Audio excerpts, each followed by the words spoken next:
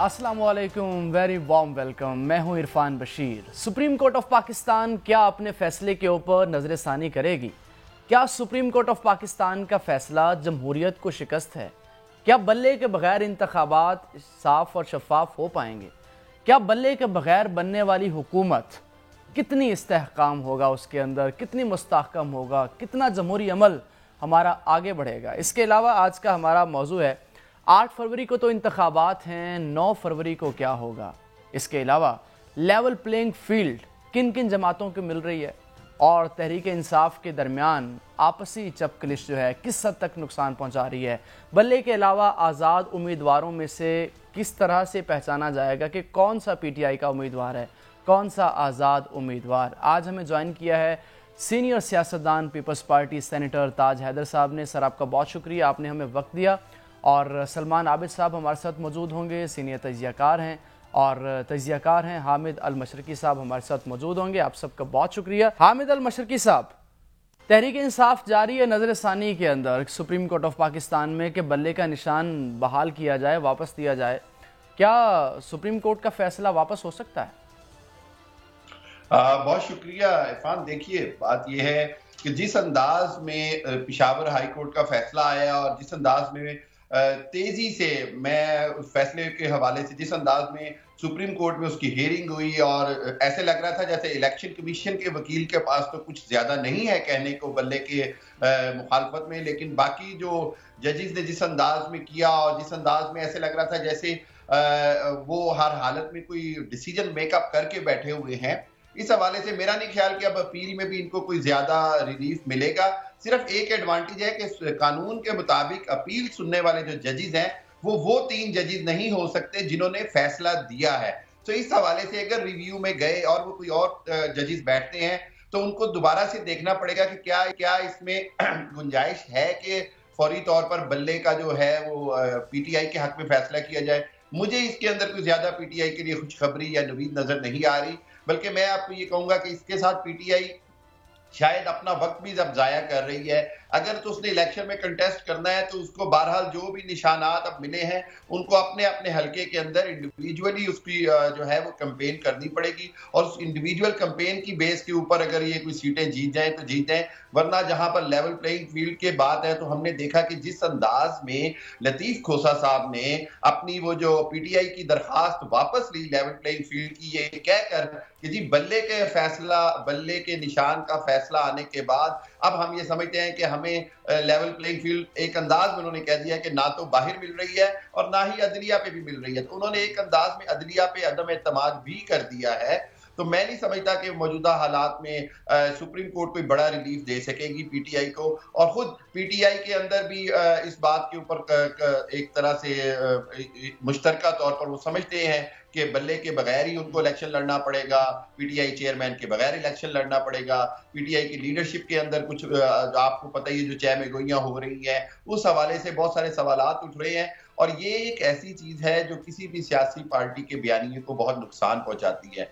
वहीं पर एक चीज हमें देखनी होगी और वो ये कि क्या सुप्रीम कोर्ट के जो जजेस जो अपील को सुनेंगे क्या वो विद इन टाइम फैसला कर सकेंगे, क्या वो अपील को उसके मेरिट पे सुनेंगे, क्या अपील इनको सुनने की इजाजत भी मिलती है या नहीं। ये सारे वो सवालात हैं जिनके जवाब आइंदा 24 से 48 घंटों में मिलेंगे। लेकिन इलेक्शन कमीशन का केस जो है बल्ले के हवाले से वो बहुत कमजोर था, इसलिए पीटीआई के वकला बड़े पुरे तमाद थे कि वो बल्ले को नहीं जाने देंगे। पेशावर हाई कोर्ट में उन्होंने जो है वो ऑलरेडी मुकदमा जीत लिया, अपने हक में फैसला ले लिया और जो रिव्यू एक तरह से होता है सुप्रीम कोर्ट में उसमें उनको यकीन था। लेकिन जिस अंदाज में उनको फैसला उनके खिलाफ आया है, मैं नहीं समझता कि सुप्रीम कोर्ट में उनको कोई ज्यादा उम्मीद बनानी चाहिए। ताज हैदर साहब, किस हद तक तैयारियां जोरों शोर से जारी हैं पीपल्स पार्टी की और आपके खिलाफ इत्तेहाद भी बन गया सिंध के अंदर, कितनी मुश्किल होगी उस इत्तेहाद से?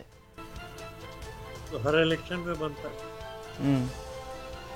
हर इलेक्शन में बनता है और बिस्मिल्लाह उन्हें पूरा हक है और हम अपने मेहनत कर रहे हैं।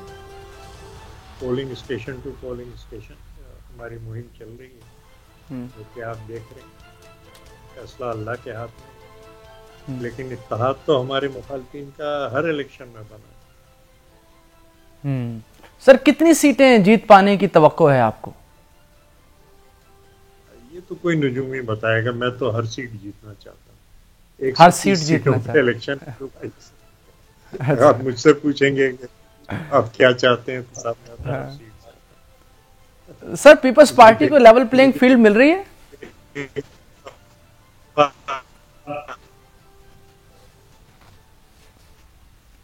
سر آپ کو تو شکایات نہیں ہے موجودہ سسٹم سے؟ نہیں، وہ جو پنجاب کے اندر پرابلمز ہو رہی ہیں اور ہمارے جو امیدوار ہیں ان کو ہائی کورٹ کے آرڈرز کے باوجود جو ہے وہ حائل رکاوٹیں ہیں کہ نشان نہیں دیا جا رہا. 7 سیٹوں پہ سر پیپلز پارٹی نے اتحاد نہیں کیا کسی بھی جماعت کے ساتھ، کیا وجہ ہے؟ نہیں، ہم تو اپنا جو نظریاتی ہمارا معاشی پروگرام ہے اس کو لے کے چل رہے ہیں آگے. تو اسی پہ ہم موبلائز کر رہے ہیں ووٹرز کو اور عام پبلک کو. اور یہ ہمارا بہت پہلے سے ہم کہتے رہے کہ صاحب ایک قانون جو ہے وہ دوسرا کوئی ساتھ نہیں آیا تو پھر ہمیں اپنا عوامی جو ہے معیشت کا سامنے لانا پڑا. تاج حیدر صاحب آپ کی آڈیو میں کچھ ٹیکنیکل ایشو آ رہا ہے، ہم دوبارہ آپ سے رابطہ کریں گے ایک بریک کے بعد. ہمارے ساتھ رہیے.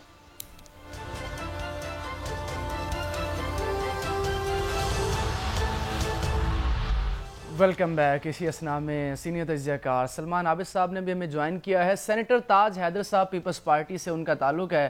سر جی، پیپلز پارٹی تو ہمیشہ جمہوری روایات کی بڑا یقین رکھتی آئی ہے اور ایک بڑی پارٹی اس کا انتخابی نشان نہیں ہے، انتخابی نشان جو کہ کسی بھی پارٹی کی پہچان ہوتا ہے. آپ کا موقف کیا ہے؟ یہ ٹھیک ہوا سپریم کورٹ نے جو کیا تحریک انصاف کے ساتھ؟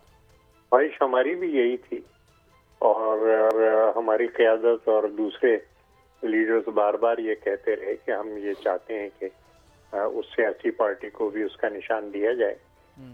لیکن ظاہر ہے کہ جو پارٹی تھی اس نے قانون کو، میں یہ کہنا نہیں چاہتا لیکن یہ کہ قانون کو کبھی سنجیدگی سے نہیں لیا اور بار بار کی یاد دہانی کے باوجود وہ قانون کی پیروی نہیں کر رہے تھے. اور ان پوائنٹس کے اوپر سپریم کورٹ نے ان کی بات نہیں مانی. لیکن یہ کہ قانون کی پابندی کرنی ہر ذمہ دار جماعت اور ہر ذمہ دار فرد کا فرض ہے اور اس میں اگر کوئی آپ کو یاد دہانی کرائی جاتی ہے تو اس کو فوراً جو ہے وہ درست کر لینا چاہیے. تو سر یہ آپ کو منصفانہ فیصلہ نہیں لگتا کہ انتخابی نشان ہی چھین لینا اس سے جمہوری عمل کو کس حد تک نقصان ہوگا اور جو اگلی حکومت بنے گی وہ کتنی پائیدار ہوگی؟ سر یہ جو بھی ہے لیکن جمہوریت جو ہے وہ قانون کی پیروی سے تو آپ کو نہیں روکتی اور ذمہ دار سیاسی جماعتوں کو قانون کی پیروی تو کرنی چاہیے. یعنی میرا سوئی گیس کا بل 600 روپے کا وہ رکا ہوا تھا اور بینک کہہ رہے تھے کہ صاحب اگلے مہینے کے بل کے ساتھ ہم لیں گے. تو میں سوئی گیس کے دفتر پہنچا مینیجنگ ڈائریکٹر صاحب سے مل کے کہ صاحب یہ کوئی ان کو کہیے کہ 600 روپے یہ میرے لے لیں کیونکہ 600 روپے پہ اعتراض ہو سکتا تھا اور میرے پیپرز ریجیکٹ ہو سکتے تھے. تو اس میں کسی قسم کا رسک نہیں لینا چاہیے جہاں بھی قانونی معاملات ہوں. یعنی میں قانون ساز ادارے کا رکن ہوں لیکن قانون توڑنے کی تو مجھے اجازت نہیں ہے. مجھے اپنی گاڑی جو ہے زیبرا کراسنگ سے 1 میٹر پہلے روکنی ہے اور اگر میں نہیں روکوں گا تو وہ پولیس والا وہ چالان کرے گا اور میں اس پہ اعتراض نہیں کر سکتا. صحیح ہے. سلمان عابد صاحب بھی ہمارے ساتھ موجود ہیں. سلمان صاحب، تحریک انصاف کو کتنا نقصان اس فیصلے سے اور کیا بلہ واپس مل سکتا ہے؟ دیکھیں نقصان ہی نقصان ہوا ہے کیونکہ ان کی آپ نے ایک شناخت بطور جماعت وہ چھین لی، ان کا انتخابی نشان وہ چھینا گیا اور الیکشن کے بعد جو ان کو مخصوص نشستیں ملنی تھیں عورتوں کی اور اقلیتوں کی وہ بھی ختم ہو گئی. پھر آپ یہ دیکھیے کوئی 593 صوبائی کینڈیڈیٹ ہیں اور 230 پلس اس وقت قومی اسمبلی کے کینڈیڈیٹ ہیں. سب کے نشان ایک دوسرے سے مختلف ہیں. تو وہ جو شناخت ہوتی ہے انتخابی نشان کی وہ تو ختم ہوگی نا. ووٹر کو تو آپ نے ایک سطح پہ کنفیوز بھی کر دیا. اب یہ فیصلہ قانونی ہے یا سیاسی ہے، اس پر بہت بحث ہو سکتی ہے. ہماری اگر آپ سیاسی تاریخ اٹھائیں، عدالتوں کے ذریعے ایسے کئی فیصلے آئے ہیں جس میں بھٹو صاحب کی پھانسی کا معاملہ بھی شامل ہے. ہم آج بھی اسے عدالتی قتل کہتے ہیں اور ہم سمجھتے ہیں کہ عدالت نے بڑی زیادتی کی تھی، اور اس کا تو جسٹس نسیم حسن شاہ مرحوم نے اعتراف بھی کیا تھا. تو اب یہ سوال رہے گا اور اس پہ رائے تقسیم ہے. ضروری نہیں کہ میری بات حتمی ہو، ہر ایک کی اپنا اپنا پوائنٹ آف ویو ہے کہ عدالت سیاسی بنیاد پر یہ فیصلہ کر بیٹھی ہے یا اس کی کوئی قانونی بنیاد ہے. انٹرا پارٹی الیکشنز یقینی طور پر جو ہمارے ہاں سیاسی جماعتیں ہیں ان کے اندر کچھ اسی طرح کے انتخابات ہوتے ہیں. تاج پوشی ہوتی ہے، تاج پوشی ہوتی ہے نا باقاعدہ. تو اس لیے کوئی باقاعدہ انتخابات تو نہیں ہوتے بلکہ بلا مقابلہ الیکشن ہوتے ہیں. اچھا اب یہ ہے کہ اس میں تو انہوں نے مان لیا نا پی ٹی آئی نے کہ ہم سے کچھ بے ضابطگیاں ہوئی ہیں، مان لیا. لیکن کیا یہ سزا الیکشن سے چند دن پہلے بلکہ کاغذات فائنل ہو رہے تھے اس وقت دی جا سکتی ہے؟ اور دنیا کی کوئی تاریخ بتائیں کہ کسی طریقے سے آپ ایک پولیٹیکل پارٹی کو اس طرح سے آؤٹ کر سکتے ہیں الیکٹورل پالیٹکس سے. بہرحال عدالت کا فیصلہ ہے. اب اس میں ریویو کی گنجائش تو مجھے نہیں لگتا کیونکہ ٹائم بہت گزر گیا. اب تو بیلٹ پیپر چھپ رہے ہیں بقول انتخابی نشان بھی تبدیل نہیں ہو سکتے. تو پی ٹی آئی کو یہ پرائز تو پے کرنی ہے جو اس وقت عدالتی فیصلے کے تحت ہے. لیکن اس سے انتخابات کی کریڈیبلٹی پہ سوالات اٹھ گئے ہیں اور لوگ انتخابات کو چیلنج کر رہے ہیں. لوگ سوال متنازع ہو گئے تھے لیکن ابھی بھی لوگ سوال اٹھا رہے ہیں کہ یہ کس قسم کا انتخاب ہوگا. اب ہوگا کیا؟ الیکشن ہو جائے گا، الیکشن کے نتیجے میں ایک حکومت بن جائے گی اور امکان یہی ہے کہ پیپلز پارٹی اور پی ایم ایل این مل کر دوبارہ کولیشن گورنمنٹ میں جائیں گے، یا پیپلز پارٹی اوپر آئے گی اور پی ایم ایل این ان کی اتحادی ہوگی، یا پی ایم ایل این جائے گی اور پیپلز پارٹی ان کی اتحادی ہوگی. لیکن اس حکومت کے بھی جو چیلنجز ہیں اس کے اندر جہاں اکانومی کا چیلنج ہے وہیں اس الیکشن کا بوجھ بھی ہوگا اور اس الیکشن سے جڑے ہوئے جتنے بھی معاملات ہیں وہ پیچھا کریں گے کیونکہ اتنی آسانی سے تو اب پی ٹی آئی گھر نہیں بیٹھ جائے گی نا. ابھی تو برا وقت ہے ان کے اوپر. جب وقت آگے گزرے گا تو وہ جیسے 2013 کے اندر انہوں نے شور مچایا تھا ابھی بھی مچائیں گے. اور پھر سب سے بڑی بات یہ ہے کہ آپ پاکستان کے ووٹرز کو کیا پیغام دے رہے ہیں. دیکھیں نا یہ باتیں سب کو نظر آ رہی تھی کہ پی ٹی آئی کے لیے اس وقت جو صورتحال ہے وہ اچھی نہیں ہے. یہ صرف مسئلہ انتخابی نشان کا نہیں ہے. آپ دیکھیے ان کے امیدوار جو ہے ان کے کاغذات نامزدگی کے دوران کیا ہوا، ان کے تجویز کنندہ اور تائید کنندہ کے ساتھ کیا ہوا، ان کے پارٹی کے لوگوں کو کس طریقے سے پریس کانفرنسیں کر کے مجبور کیا گیا پارٹی چھوڑنے پہ. اور 9 مئی کے واقعے کی وجہ سے پی ٹی آئی نے خود اپنے اوپر بھی ایک مصیبت نازل کر لی. تو بہت سی چیزیں ایسی ہیں. تو اس لیے اس الیکشن کے اندر وہ جو لفظ پری پول ریگنگ ہوتی ہے اس کا تو کافی مواد موجود ہے نا اس وقت. اور جو لیول پلینگ فیلڈ ہے آج پیپلز پارٹی بھی یہ کہہ رہی ہے کہ پنجاب میں ہمیں لیول پلینگ فیلڈ نہیں مل رہی، اور پیپلز پارٹی یہ کہہ رہی ہے کہ جناب یہاں پر مسلم لیگ نون کو جو ہے وہ زیادہ فیسیلیٹیٹ کیا جا رہا ہے، زیادہ نوازا جا رہا ہے، اور زیادہ جو نگران حکومت ہے وہ ان کو فیسیلیٹیٹ کر رہی ہے، الیکشن کمیشن ان کو فیسیلیٹیٹ کر رہا ہے. تو یہ پیپلز پارٹی بھی الزام لگا رہی ہے. تو میرا مطلب ہے کہ جو لیول پلینگ فیلڈ کے معاملات ہیں اس پہ بھی رائے جو ہے تقسیم ہے. یہ اس طرح کا الیکشن نہیں ہے جس کے اندر سب لوگ یہ جو ہے نا یکساں طور پہ یہ کہہ رہے ہو کہ جی بالکل سب کے لیے لیول پلینگ فیلڈ ہے. اور ابھی تو دیکھیے حالت یہ ہے کہ اے N P Awami national party, J U I, M Q M, Pakhtunkhwa Milli party اور جتنی بھی جماعتیں ان کی تو ابھی تو الیکشن کیمپین ہی شروع نہیں ہو سکی. اور پیپلز پارٹی اس وقت جلسے کر رہی ہے اور پی ایم ایل این نے کل پہلا جلسہ کیا ہے اور انتخابی مینیفیسٹو بھی ابھی اس طرح سے نہیں آ سکے جس طرح سے آنے چاہیے تھا. تو ایک ایمبیگوٹی کریٹ ہو گئی ہے، ابہام سا کریٹ ہو گیا ہے. ادھر سینٹ ہے 3 قراردادیں پیش کر چکی ہے کہ جی الیکشن پوسٹ پون کیے جائیں. تو یہ جو سارا ایمبیگوٹی کریٹ کی ہے اس کے قراردادوں کے پیچھے کون ہے؟ سر وہی لوگ ہیں جو الیکشن نہیں چاہتے پاکستان کے اندر. کچھ سیاسی جماعت ہے. دیکھیں سیاسی جماعت میں تو جے یو آئی کہہ چکی ہے، فضل الرحمان صاحب تو برملا کہہ چکے ہیں نا کہ الیکشن کو آگے کیا جائے، اور کچھ لوگ انڈائریکٹلی بھی ہو سکتے ہیں. لیکن دیکھیے اس سینٹ کی ریزولوشن کو یہ نہ سمجھیں کہ ایک آئسولیشن کے اندر کام ہوا ہے. چلیں پہلی آ گئی، آپ نے کہا آئسولیشن میں ہوگی، پھر دوسری بھی آ گئی، پھر تیسری بھی آ گئی، اور اب ان میں سے ایک نے جو ہے وہ چیئرمین سینٹ کو خط بھی لکھ دیا. پھر اس کے بعد الیکشن کمیشن نے اس کی وضاحت بھی کر دی کہ الیکشن 8 کو ہوں گے. سپریم کورٹ کہہ چکی ہے، ہمیں اس پہ یقین ہے کہ سپریم کورٹ کی جو بات ہے اسی پہ امن. لیکن یہ جو ساری ایمبیگوٹی کریٹ کی جا رہی ہے اس سے جو الیکشن کی روایتی پولیٹکس ہے جو ہم دیکھتے تھے عمومی طور پہ الیکشنز کے ماحول کو، وہ تو ہمیں نظر نہیں آ رہا ابھی تک. تو آپ حلقوں میں چلے جائیں، آپ دیکھ لیجئے کتنی گرم جوشی ہے اس کے اندر. تو یہ چیزیں خراب کر رہی ہیں ہماری سیاست کو، ہماری جمہوریت کو کے معاملات کو، اور اس پہ لوگ سوال اٹھا رہے ہیں. تو یہ جو کچھ ہو رہا ہے اس وقت، میں نہیں سمجھتا کہ فیوچر پالیٹکس میں کوئی پاکستان کی جمہوریت کے حق میں چیزیں ہو رہی ہیں. پیپلز پارٹی نے بھی تنقید کی ہے اور وہ بھی صحیح کہہ رہے ہیں کہ بھئی یہ طریقہ کار غلط ہے جس طریقے سے چیزیں ہو رہی ہیں. اسی طریقے سے باقی لوگ جو ہے میڈیا کے اندر کئی لوگ اس کے اوپر بات کر رہے ہیں. اسی فیصلے کے اوپر پارٹی جو انتخابی نشان ہے اس پہ ہمارے جتنے بڑے بڑے تجزیہ نگار ہیں ان کا ایک اوپینین آ گیا ہے बार की अपनी एक ओपिनियन है, तो एक राय डिवाइडेड है, कोई किसी की हिमायत में खड़ा हुआ है, कोई किसी की मुखालफत में खड़ा हुआ है, तो कौम जो है वो इस वक्त एक पोलराइजेशन जो है वो बड़ी गालिब नजर आ रही है सारे मामले में। एक और बड़ी इंटरेस्टिंग चीज़ है, खान साहब कहते हैं प्लान सी है लेकिन वो आएगा इलेक्शन वाले दिन और इन सब के साथ बहुत बुरा होने वाला है। प्लान ए ये था कि बल्ला उनको मिलेगा, प्लान बी ये था कि वो किसी एक पार्टी के साथ जाएंगे, वो जो पीटीआई नजरियाती वो भी नजरियाती रह गई। फिर उसके बाद जो प्लान सी है वो ये है कि अब उनको इंडिपेंडेंट इलेक्शन लड़ना है। अब उनका प्लान एक ही है, वो प्लान सिर्फ एक है कि क्या उनका वोटर बाहर निकलेगा और बाहर निकलकर जो उनकी पार्टियों के लोगों के मखसूस निशानात हैं उनको वो देगा, क्योंकि दो निशान उनको याद रखने हैं, एक कौमी का, एक सूबाई का, दो मुख्तलिफ निशानात है ना जी। तो अब ये कंफ्यूजन तो पैदा होगी ना, तो मुझे नहीं लगता कि कोई नया प्लान एक हल्के में चार उम्मीदवार सामने आ गया। हर बंदा जो है वो इमरान खान की तस्वीर लगा के बैठ गया है। अभी वो पार्टी वजाहत कर रही है कि नहीं ये हमारा कैंडिडेट ये है, दूसरा कहता है नहीं जी मैं कैंडिडेट हूँ। तो पीटीआई के लिए तो इस वक्त हालात जो है मैं देख रहा हूँ कि इलेक्शन सिनेरियो के कॉन्टेक्स्ट में कोई इतने अच्छे नहीं है। एक सवाल में आगे बढ़ता हूँ, खान साहब बड़े कॉन्फिडेंट हैं, वो कहते हैं एक इलेक्शन 2024 में होगा, एक 2025 में होगा। देखिए डिपेंड करता है कि किस तरह की कोलिशन गवर्नमेंट बनती है, कितनी कमजोर हुकूमत बनती है, क्योंकि अभी तो हमारे यहाँ कमजोर हुकूमतों का दौर चल रहा है सारा का सारा। और अगर ये चंद वोटों की बुनियाद पे हुकूमतें होंगी तो फिर कितनी पायदार हो सकेगी। फिर मैंने कहा कि इस इलेक्शन के नतीजे के ऊपर जो है पीटीआई का क्या रेजिस्टेंस होता है वो भी देखना पड़ेगा। तो मैं कोई ये तो नहीं कहता कि वो 1 साल चलेगी 2 साल चलेगी, लेकिन मुझे इतना पता है कि हमारी जो पोलराइजेशन है और जो सियासी महाजराई है और अदम इस्तेकाम जो है पॉलिटिकली भी और इकोनॉमिकली वो कंटिन्यू रहेगा, वो खत्म नहीं होने वाला। हामिद अल मशरकी साहब, क्या इलेक्शन कमीशन शफाफ इंतखाबात करवा पाएगा?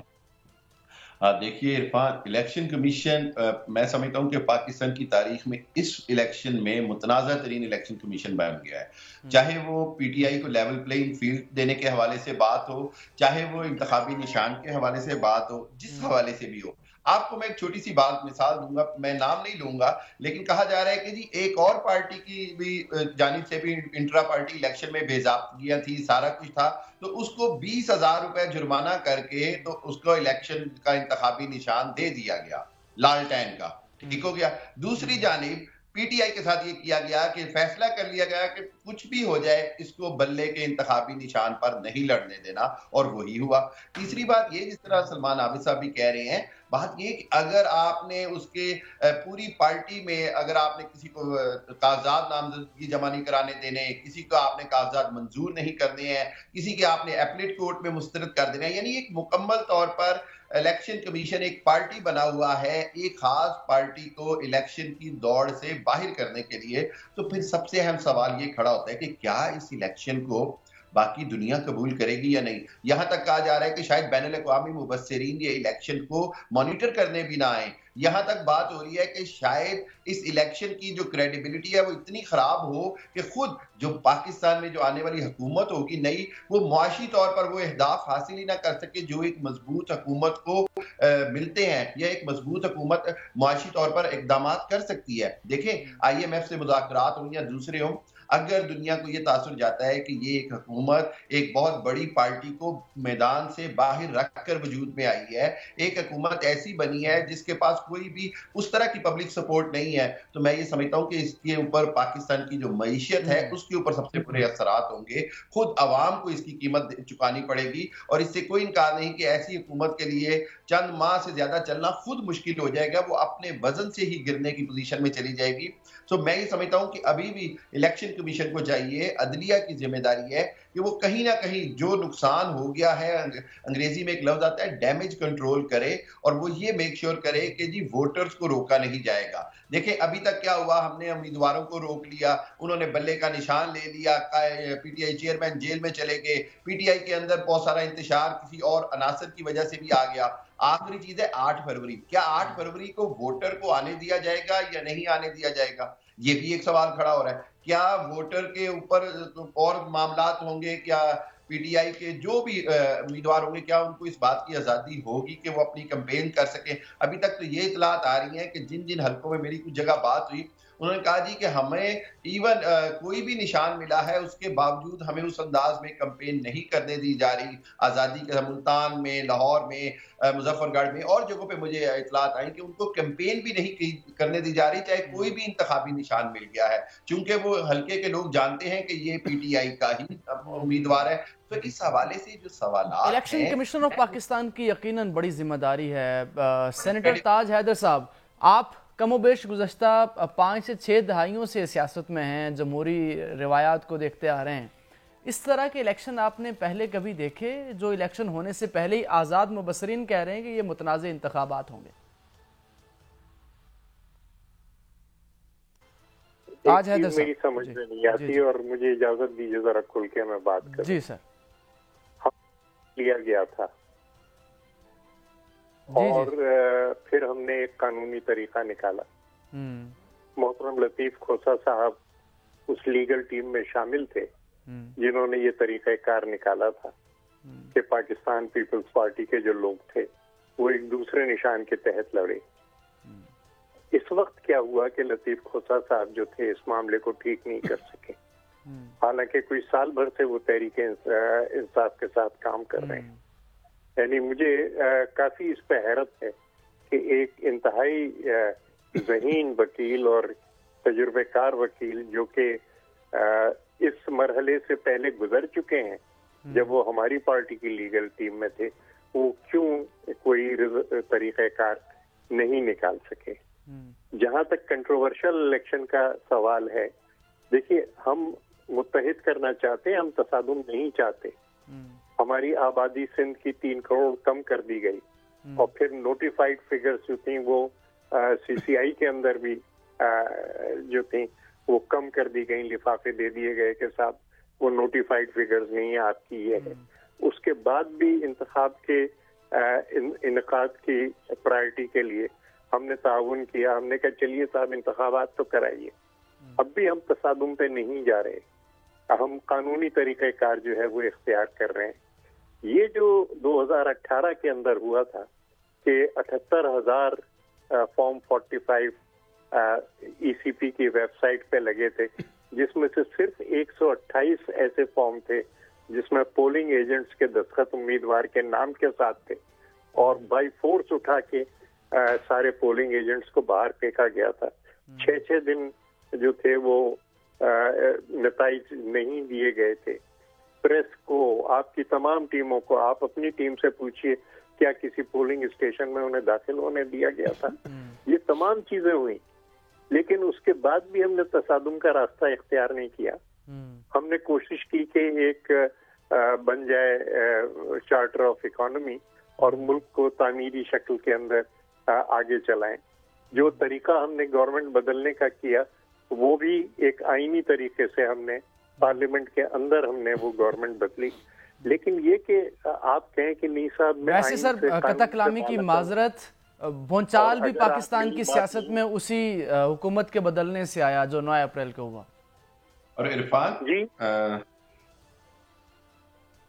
ہلو جی تاج حیدر صاحب، بھونچال بھی پاکستان کی سیاست میں تحریک عدم اعتماد کے بعد آیا سر. پارلیمنٹ کے اندر ہم نے اور جو ہم نے تحریک چلائی اس کے اندر ایک گملہ تک نہیں ٹوٹا. تو اب یہ تمام چیزیں جو ہیں، کیا ہم ایک مہذب قوم ہیں اور کیا ہم آئین و قانون کی پابندی کرتے ہیں؟ یہ سوال بڑا اہم ہے. اور اس وقت اس سے آپ کہہ رہے ہیں کہ جی کیونکہ آپ نے ہماری بات نہیں مانی اس لیے یہ الیکشنز جو ہیں یہ سب غلط ہیں اور یہ تمام چیزیں. میرے خیال سے ذرا سا اپنی طرف بھی دیکھنا چاہیے کہ کس طریقے سے یہاں پہ مسلح لوگ بسائے گئے، کیمپ ان کے کھولے گئے، یہ تمام چیزیں. کیونکہ جب تک ہم اپنی غلطیوں کا، ہم ان تمام مراحل سے گزر چکے ہیں، لیکن ہم نے یہی کیا ہے کہ جو بھی ہم سے غلطیاں ہو رہی ہیں وہ ان کو نظر انداز نہیں کیا، ان کا مطالعہ کیا اور ان کو ٹھیک کرنے کی کوشش کی. کس حد تک ہم کامیاب ہوئے یہ آگے کی بات ہے، لیکن ایک جینوئن کوشش کی گئی. اب میری بالکل میں پھر اسی بات کو دہراؤں گا کہ لطیف کھوسا صاحب کیوں وہ حل نہیں دے سکے تحریک انصاف کو، جو حل خود انہوں نے اس کو بنانے میں شریک تھے جب وہ ہماری لیگل ٹیم کے اندر تھے. یہ بڑا بنیادی سوال ہے سر. یہ ٹیکنیکلٹیز اور جو وکلاء کے اوپر کافی سوالات اٹھائے جا رہے ہیں جو تحریک انصاف کی لیگل ٹیم ہے. جی مطلب یہ تو معاملہ جو ہے وہ خلوص کا ہے کہ آپ ایک خلوص کے ساتھ کوئی اسٹیپ لے رہے ہیں یا آپ نہیں لے رہے. ایک چیز آپ کر چکے ہیں وہ آپ پھر نہیں کر رہے. میری سمجھ میں نہیں آتا, میں حیران ہوں اس پہ. صحیح, ٹھیک ہے. سپریم کورٹ آف پاکستان کے فیصلے کی نظر ثانی ہے اور تحریک انصاف کی لیگل ٹیم کس حد تک ٹیکنیکل خامیوں کا شکار ہے, اس پر بھی بات کریں گے. 9 فروری کو کیا ہوگا, لندن پلان کیا ہے, ایک بریک کے بعد.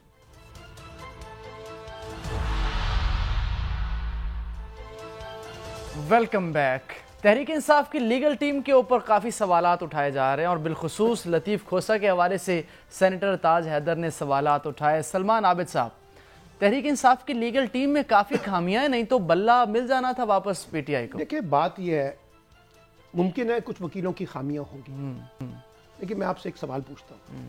بھٹو صاحب کو پھانسی ہوئی تھی, بالکل, کیا اس وقت وکیلوں نے صحیح مقدمہ نہیں لڑا؟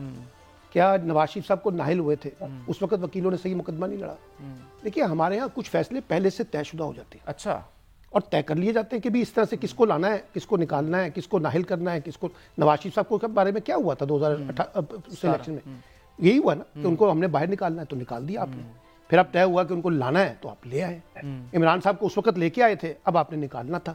تو یہ ایک سینیریو تو ہمارے ہاں, میں نے اس لیے شروع میں آپ کو کہا تھا کہ یہ طے کرنا پڑے گا کہ لفظ یہ وکیلوں کی کارکردگی کو جانچنا ہے یا یہ فیصلے سیاسی بنیادوں پہ کہیں طے ہو رہے ہیں. اور جیسے کہ ماضی میں ہوتے رہے ہیں, پوری پیپلز پارٹی کے ساتھ کیا ہوتا رہا, پیپلز پارٹی کے ساتھ کے مقابلے میں ہیرو جو ہے وہ نواز شریف صاحب ہوتے تھے نا, اور ہمیشہ سے نواز شریف صاحب کو گریس مارک ملتے تھے. اور بے نظیر بھٹو کہتی تھی مرحومہ کہ جی چمک عدالت کے بارے میں کہتی تھی, اور ان کو لاڈلا بھی کہتی تھی. تو میرا مطلب ہے کہ یہ ذرا مشکل بات ہے کہ وکیلوں نے صحیح طرح مقدمہ نہیں لڑا. مجھے لگتا ہے یہ فیصلہ دیکھیں نا, یہ صرف بلے کے نشان کا مسئلہ نہیں ہے. میں نے آپ کے سامنے اور مثالیں بتائی ہیں, وہاں کون سے وکیلوں کا مسئلہ آ گیا, لیکن وہ ایک طے ہوا ہے کہ پی ٹی آئی کے لیے راستہ نہیں ہے اس وقت الیکشن کے کانٹیکس میں. اور اس میں 9 مئی کا بھی انسیڈنٹ شامل ہے, جو کہ ان کی ایڈونچر جو انہوں نے کیا اس کا بھی ان کو پرائز پے کرنی پڑ رہی. تو میں یہ سمجھتا ہوں کہ مسئلہ سیاسی ہے, اور سیاست میں ہی فیصلے ہوتے ہیں, کس کو لانا ہے کس کو نہیں لانا, اسی کے لیے ماحول بنتا ہے. اس وقت عمران خان صاحب کے معاملے میں جو ہے نا معاملات خراب ہیں. وہ کسی نے کہا تھا نا قبولیت اور مقبولیت کا مسئلہ ہے, تو ان کی قبولیت نہیں ہو پا رہی. جب قبولیت ہوتی تو پھر شاید ان کے ساتھ یہ کچھ نہ ہوتا جو اس وقت ہو رہا ہے. اور ماضی میں نے کہا یہ پیپلز پارٹی کے ساتھ بھی ہوا ہے, اور نواز شریف صاحب کے ساتھ بھی ہوا ہے, عمران خان صاحب کے ساتھ بھی ہو رہا ہے. تو یہ کریکٹر تو وہی ہیں, کریکٹر بدلتے رہتے ہیں, اسکرپٹ ایک جیسا ہی ہے ہمارا. تو میں یہ سمجھتا ہوں کہ پی ٹی آئی کے پاس اب آپشن بڑے محدود ہیں. میں آپ کو بتاؤں, میں پہلے کہہ رہا ہوں, خان صاحب یہ کہتے ہیں کہ جب مقبولیت ایک خاص تھریش ہولڈ کو کراس کر جاتی ہے تب قبولیت کی ضرورت نہیں. وہ ڈیپینڈ کرتا ہے نا. پھر ہم دیکھیں گے کہ 8 فروری کو جب الیکشن ہوں گے تو ہم دیکھیں گے کتنی بڑی تعداد میں لوگ باہر نکلتے ہیں اور ان آزاد امیدواروں کے انتخابی نشانوں پہ ٹھپے لگاتے ہیں اور ان کو بڑی واضح اکثریت سے جتاتے ہیں. تو پھر عمران خان کی بات مان لی جائے. ویسے آپ کو الیکشن ہوتے نظر آ رہے ہیں؟ سر میں تو ابھی بھی ذرا تھوڑا سا اس بارے میں ڈاؤٹ ہوں کہ جس طریقے سے یہ الیکشن ہو رہا ہے, میں ابھی تک جتنے ہم نے 85 سے آن ورڈ 88 سے لگا لیں, 88 سے جماعتی الیکشن شروع ہوئے ہیں, ہم نے وہ الیکشن دیکھنے شروع کیے ہیں 2018 کے. آپ خود مجھے بتائیں, سب میڈیا کے دوست بیٹھے ہوئے ہیں, تاج حیدر صاحب ہم سب کے استاد بھی ہیں, سینئر بھی ہیں, اور اپنا حامد صاحب بیٹھے ہوئے ہیں. ہم نے اس طرح کا الیکشن نہیں دیکھا جس طرح کا الیکشن ہمیں دکھایا جا رہا ہے اس وقت. اور آپ دیکھ لیجئے کہ جس طرح سے یہ الیکشن کا ماحول نہیں بن پا رہا, یہ سوالات خود پولیٹیکل پارٹی کے اندر ہیں. یعنی آج بھی مجھے 4 کینڈیڈیٹ جن سے میں نے رابطہ کیا, انہوں نے مجھ سے ایک ہی سوال پوچھا کہ سر جی الیکشن ہوں گے؟ تو میں نے ان سے کہا بظاہر تو لگتا ہے کہ الیکشن, سر میں نے ان کو کہا بظاہر تو الیکشن نظر آ رہے ہیں. تو پھر وہ کہتے ہیں اچھا یہ سینٹ کی قراردادوں کے پیچھے کون ہے؟ کوئی پوچھتا ہے کہ جی فلاں کیا چیزیں ہیں. تو میرا مطلب ہے یہ ایمبیگوٹی ہے. ہو سکتا ہے کہ ہم نے الیکشن کروانا ہے اور الیکشن ہوں گے, لیکن اس میں انسرٹنٹی جو ہے نا اس کو آپ نے رکھ کے الیکشن کروانا ہے, تاکہ کوئی بڑی گرم جوشی, کوئی بڑی کیمپین اس طرح سے ڈیولپ نہ ہو سکے جس طرح سے ماضی میں ہمیں دیکھنے کو ملتی ہے. اس لیے میں بار بار کہہ رہا ہوں یہ الیکشن جو ہے ہو جائے گا اگر ہونا ہے, لیکن اس کے نتیجے میں ہم ایک سٹیبل گورنمنٹ, ایک سٹیبل پالیٹکس, سٹیبل ڈیموکریسی اور سٹیبل اکانومی کی طرف نہیں جا سکیں گے. وہ کرائسس ہمارا ویسے کا ویسے ہی رہے گا. اور آپ کو ابھی پتہ نا ورلڈ بینک کے جو ڈائریکٹر ہیں انہوں نے جو اپنا ایک آرٹیکل لکھا ہے ورلڈ بینک کے صدر نے, اس میں انہوں نے بتایا کہ پاکستان کا معیشت کا جو چیلنج ہے وہ 2024 میں بھی انسرٹنٹی کے اوپر کھڑا ہوا ہے, اور وہاں سے کوئی اسٹیبلٹی نظر نہیں آ رہی. اور اسٹیبلٹی کب آئے گی؟ جب آپ کے پاس ایک مضبوط حکومت ہو, واضح مینڈیٹ والی حکومت ہو. اب واضح مینڈیٹ تو ہمیں پچھلے کئی عرصے سے نظر نہیں آ رہا, وہ ہم نے 2/3 میجورٹی کے جو نواز شریف صاحب کے مسئلے تھے وہ دیکھ لیے. تو اب تو کولیشن گورنمنٹس کے ماڈل ہے نا, صوبوں میں کسی کی حکومت ہے, فیڈرل گورنمنٹ, کولیشن گورنمنٹس ہوں گی. تو یہ اگر کولیشن گورنمنٹس ہوں گی تو وہ اگریسو قسم کی ریفارمز نہیں کر سکتی, وہ اکانومی کی وہ ریفارمز نہیں کریں گی کہ FBR کے اندر ریفارمز کریں, اکانومی کے اندر ریفارمز کریں, لوگوں پہ ٹیکس لگائیں, طاقتور لوگوں کے اوپر, وہ تو نہیں لگائیں گی. تو یہ جو کمپرومائز پالیٹکس ہے نا, یہ کولیشن گورنمنٹ کے اندر جو ہے نا, جسے کہتے ہیں لنک ہوتی ہے, جس کی وجہ سے یہاں ایک سٹیبل پائیدار حکومت جو ہم چاہتے ہیں, جس کے نتیجے میں بڑے فیصلے ہوں. پاکستان کا دیکھیں نا, پاکستان کے 4 چیلنجز ہیں. سیکیورٹی کا چیلنج ہے, اکانومی کا چیلنج ہے, ڈیموکریسی کا چیلنج ہے, اور ہمارے انسٹیٹیوشن کے چیلنجز ہیں. جب اب آپ دیکھ لیجئے انسٹیٹیوشن جو ہیں ان میں آپس میں کلیش نظر آ رہا ہے. جوڈیشی کے اندر ڈویژن دیکھی آپ نے دیکھا کہ ہماری بیوروکریسی کے اندر تقسیم ہے, آپ نے دیکھا کہ ہمارے سیاست کے اندر تقسیم ہے, آپ نے یہ بھی دیکھ لیا کہ ہمارے میڈیا کے اندر کتنی تقسیم پیدا ہو گئی ہے. تو ہم لوگوں کو یونائٹ کرنے کی بجائے ڈیوائڈ والی پالیسی جو ہے نا, تحریک انصاف والے, میں آگے بڑھتا ہوں, تحریک انصاف والے سوال یہ ہے آپ سے کہ لندن پلان کی بڑی باتیں کرتے ہیں کہ یہ طے تھا, یہ ہونا تھا, PTI کو وائپ آؤٹ کرنا تھا, خان صاحب کو جیل میں ڈالنا تھا. یہ آپ کو لگتی ہے اس میں کوئی حقیقت؟ دیکھیں لندن پلان تھا یا نہیں تھا, چیزیں تو ویسے ہوئی ہیں. اچھا, آپ دیکھ لیجئے عمران خان اندر ہے, عمران خان ڈسکوالیفائی ہو گئے ہیں, پارٹی باہر ہو گئی ہے, اور ان کو الیکشن لڑنے کی اجازت نہیں مل رہی, ان کو انتخابی نشان نہیں مل رہا. نواز شریف صاحب کے لیے لیول پلینگ, خود پیپلز پارٹی کہہ رہی ہے کہ سب سے زیادہ لیول پلینگ فیلڈ کو انجوائے اس وقت PMLN کر رہی ہے. چیزیں تو ویسے ہی ہو رہی ہیں, سوالات تو موجود ہیں. مجھے نہیں پتا لندن پلان ہے یا نہیں ہے, لیکن جو نیچے ہمیں چیزیں نظر آ رہی ہیں اس کے اندر کافی جسے کہتے ہیں کوشچن مارک ہے, سوالات ہیں, اور ان سوالات کو ایڈریس کیے بغیر آپ کیسے کہہ سکتے ہیں کہ ہم ایک سٹیبل الیکشن کی طرف جا رہے ہیں, ایک ٹرانسپیرنٹ الیکشن کی طرف جا رہے ہیں. سینیٹر تاج حیدر صاحب سے میں بات کروں گا, لیکن حامد المشرقی صاحب, آپ کو لگتا ہے کچھ حقیقت تھی اس پلان میں؟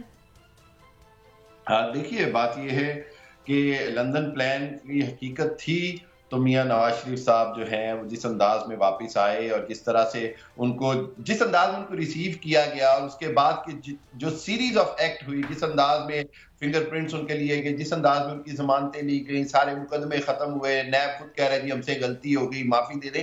یہ سارا کچھ اگر ہم غور سے دیکھیں تو پاکستان کی تاریخ میں کچھ چیزیں ریپیٹ ہوتی نظر آتی ہیں. ایک انگریزی کا لفظ ہے ویشس سائیکل میں لگتا ہے. ایسی چیزیں جیسے ہر چیز ایک ہی بات, ایک ہی اسکرپٹ جو ہے وہ مختلف کرداروں کے ساتھ ریپیٹ ہوتا نظر آیا. سو اس کو آپ لندن پلان کہہ لیں, اس کو آپ اسلام آباد پلان کہہ لیں, اس کو آپ کچھ بھی نام دے دیں, کہیں نہ کہیں جب کوئی کسی کے ساتھ اس کی سیٹلمنٹ ہو جاتی ہے, یا کوئی وہ لاڈلا ہو جاتا ہے یا بن جاتا ہے, تو پھر یہ کچھ تو ہوتا ہے. یہاں پر میں ایک چھوٹی سی بات کہنا چاہوں گا. تاج حیدر صاحب ابھی بڑی اچھی بات, بہت ماشاءاللہ ریپیوٹیبل ترین لوگوں میں شامل ہیں پاکستان کی قانون سازی کے حوالے سے. میں صرف ایک بات کہوں گا, وہ جب 2018 کے الیکشن کی بات کرتے ہیں, اس کی غلطیاں اور اس کی باتیں گناتے ہیں, تو میں اس کو 2023 کی غلطیوں سے جسٹیفائی نہیں کر سکتا. جیسے کہ کہتے ہیں کہ 2 غلط ملا کر ایک درست نہیں ہو سکتا. یہی صورتحال آج ہے. اگر پچھلی غلطیوں کی وجہ سے ہم نے آگے بھی غلطیاں کرنی ہیں تو پھر قوم کو اس کی بڑی بھاری قیمت چکانی پڑتی ہے, اور سب سے بھاری قیمت جو ہے وہ جمہوریت کو چکانی پڑتی ہے. کیونکہ عوام کا جو اعتماد ہے اگر جمہوریت اور آئین اور عدالتوں اور تمام اداروں پر ختم ہوتا جائے گا, تو پھر خود بخود جمہوریت جو ہے وہ انتہائی کھوکھلی ہو جائے گی. اور جمہوریت کے کھوکھلے ہونے کا فائدہ آپ بھی جانتے ہیں, میں بھی جانتا ہوں کہ کس کو ہوتا ہے. تو اس حوالے سے میں یہ سمجھتا ہوں کہ اگر ہم نے پچھلے الیکشن میں سلیکشن اور RTS کی باتیں کی, تو اس الیکشن میں پری پول ریگنگ نظر آ رہی, اس الیکشن میں ایک پارٹی کو باہر کیا جا رہا, اس الیکشن کے اندر نظر آ رہا کہ جی کسی کو پنجاب میں لیول پلینگ فیلڈ مل رہی ہے, تو کسی کو KPK میں مل رہی ہے, تو کسی کو سندھ میں مل رہی ہے. میرا یہ خیال ہے کہ اداروں کو خصوصاً اپنی ساکھ بچانے کے لیے, چاہے وہ الیکشن کمیشن ہو, چاہے وہ عدلیہ ہو, چاہے وہ بیوروکریسی ہو, اپنی ساکھ بچانے کے لیے ان کو چاہیے کہ وہ ہر حالت میں قانون اور آئین پر عمل درآمد کرائیں. اس بات سے اگر وہ 50% بھی اس وقت عمل کرا لیتے ہیں, کیونکہ بہت ساری چیزیں بہت دیر ہو گئی ہے. عرفان آپ دیکھیں کہ اب الیکشن جو ہے, ابھی آج یہ پاکستان کی تاریخ کا پہلا الیکشن ہے جس میں ہم آج بھی غیر یقینی اور مبہم صورتحال سے دوچار ہیں کہ الیکشن ہوں گے یا نہیں ہوں گے. تو اس صورتحال کے اندر میرا خیال ہے کہ جتنے بھی دن رہ گئے ہیں اس کے اندر 2-3 چیزوں میں اگر کلیئرٹی لے آئے الیکشن کمیشن, تو شاید कहीं ना कहीं इनकी साख बेहतर हो जाए। अगर साख बेहतर ना हुई तो आने वाली हुकूमत बहुत कमजोर होगी, और वही बात है कि उसके लिए फिर मईशत को चलाना नामुमकिन होगा, और फिर वो अपने ही वजन से बहुत जल्दी गिर जाएगी और पाकिस्तान की आवाम को इसका नुकसान होगा। सेनेटर ताज हैदर साहब, ये पाकिस्तान के अंदर लाडलेपन की सियासत कब खत्म होगी? और लंदन प्लान से पीटीआई के लोग कहते हैं कि पीपल्स पार्टी भी बड़ी मुस्तफीद हुई है। मुझे नहीं पता, मैं पार्टी का सेक्रेटरी जनरल हूँ, मुझे नहीं पता। लेकिन ये कि ये इसको खत्म करने के लिए जरूरी है कि आप आवाम के पास जाएं, बजाय इसके कि बिल्कुल ठीक, आप कुछ इदारों की मदद। और इस पे जो है दूसरे ये कि ये तसादुम की सियासत खत्म करें। जी हमेशा दूसरा ही बुरा होता है और हमेशा दूसरे को ही हमें बदनाम करना है। तसादुम की सियासत अगर रखेंगे तो फिर मुल्क में इत्तेहाद पैदा नहीं हो सकता। ठीक है, मीडिया पे आपकी मजबूरियां होती हैं, आप ये बातें नहीं कह सकते, लेकिन मैं गुजारिश यही करूंगा और तमाम हमारे दोस्त जो इस वक्त सुन रहे हैं उनसे ये कहूंगा कि भाई कभी ये भी सोच लीजिए कि हमसे क्या गलती हो रही, क्योंकि ये मसला नहीं है, हमें तदबीर करनी होती है कि आगे किस तरीके से बढ़ें, मुल्क को आगे किस तरीके से ले जाएं। ये तदबीर करना हर सियासतदान का फर्ज है।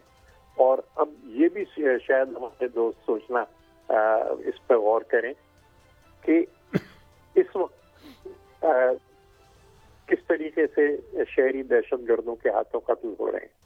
मैंने 95 के अंदर, 94 के अंदर, मैं प्रेसिडेंट था कराची का, मैंने सैकड़ों जनाजे उठाए हैं अपने कारकुनों के जो कराची की सड़कों पे शहीद किए गए थे।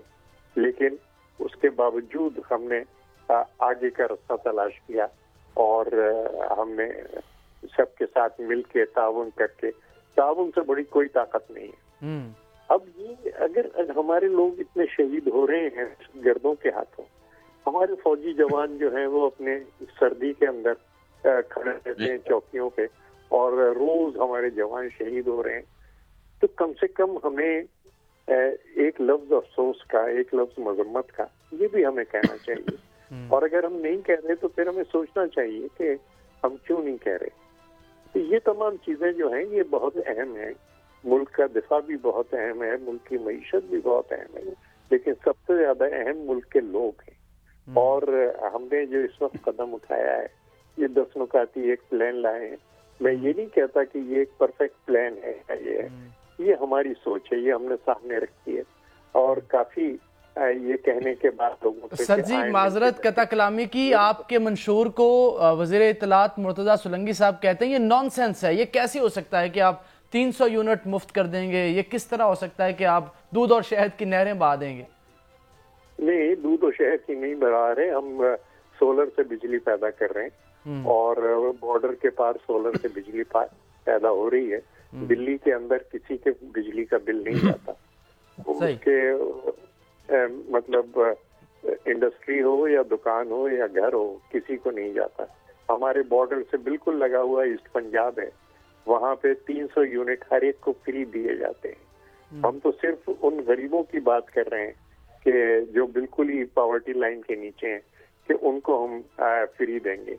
अब ये कि जो सूरज वहाँ चमक रहा है वही सूरज यहाँ भी चमक रहा है, और उस सूरज से जो वो फायदा उठा रहे हैं, 42 सोलर पार्क बना के, हम भी हर डिस्ट्रिक्ट में सोलर पार्क बना के थोड़ा बहुत फायदा उठा सकते हैं।